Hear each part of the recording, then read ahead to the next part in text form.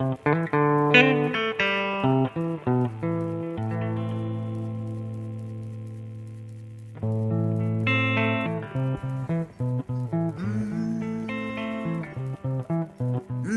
I never thought that it could be so hard to be touched by the light, then left in the dark. That cool compassion my heart once met with, swept away with the tide of a life left breathless on a course.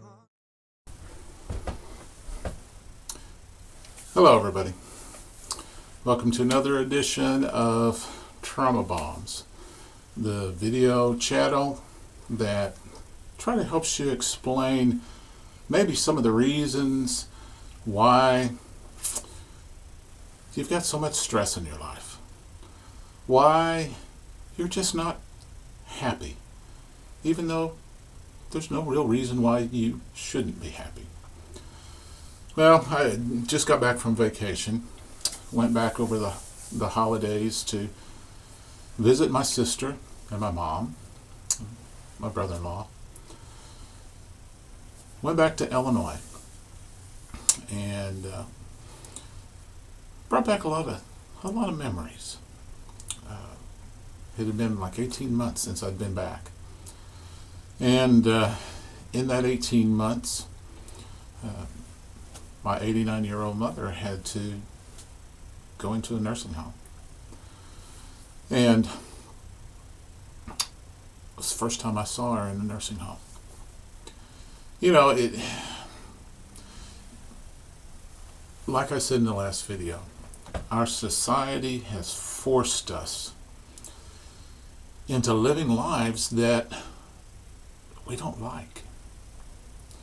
It has forced us into conditions and situations out of our control and contrary to what our gut and our beliefs and our convictions would like to do.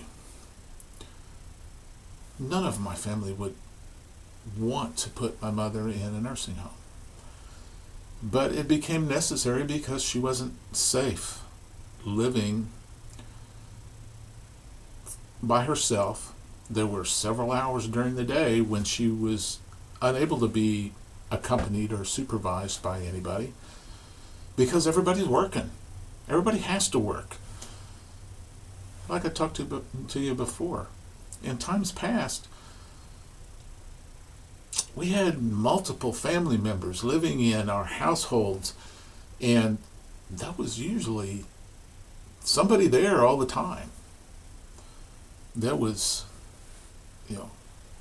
Aunt Sophie and Grandma and any number of people who could fill in and be a supervisor, a caretaker, a nurse, so that our family could stay home. Unless they really, really, really, really got bad, there was always somebody around to watch them.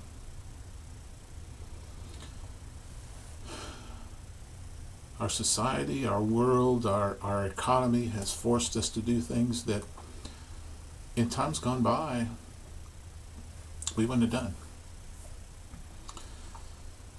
It saddens me. It saddens me. And that's a portion of my history that is impacted by trauma. My inability to take care of my mother. It causes guilt. It causes sadness. And then when I look back over my trauma history, I can see and I can understand why all those things have an impact on me now, probably no greater than what normally it would be if I hadn't had the trauma, but maybe so.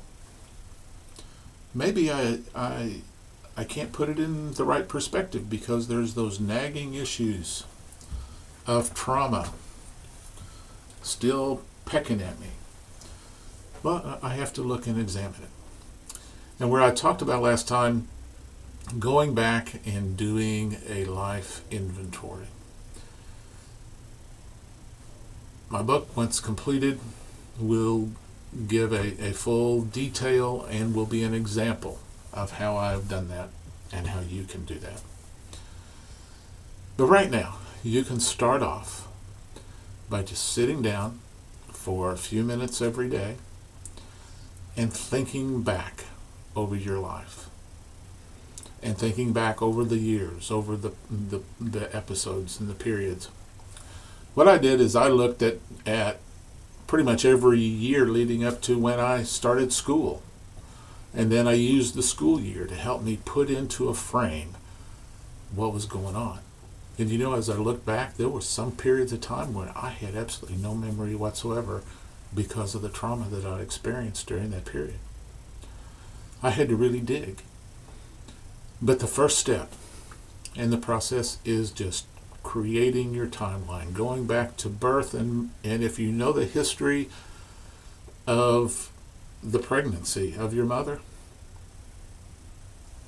and there's still people around that was there, ask them what was going on during that period of time. What was happening with my mom? If your mother's there, ask her. If your father, ask them. If they're not, find a relative, find a friend that was there. Fill in those bits and pieces of things that either you don't have any memory of or were not capable of remembering. You'll be surprised what you find. And the simple process of examining and revealing can have a very freeing effect. That's what my book, Trauma Bomb, is all about, is freeing ourselves from those past traumas. That's what this channel is all about. Freeing yourself from past traumas. So I hope you're having a good holiday season. As you think about the new year, make it one of your resolutions to start looking into your past trauma history. We've all got some, whether it's teeny tiny or whether it's big, huge, and tremendous. But what I can guarantee you is whether you have a small amount or a huge amount, trauma has impacted your life. It has impacted how you respond to other people. It has impacted your relationships. And it's impacted how you think about yourself. We've all got these tapes running through our heads, that little bitty devil sitting on our shoulder saying, "Na, na, na, na, na, na. You're bad." We gotta knock that little critter off our shoulders, because that critter is trauma. So until next time,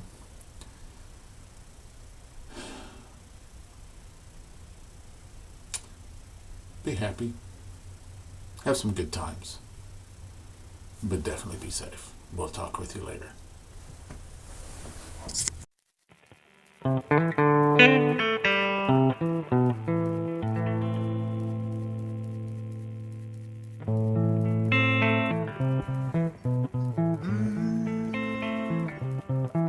Now, I never thought that it could be so hard to be touched by the light, then left in the dark. That cool compassion my heart once met with, swept away with the tide of a life left breathless on a cold.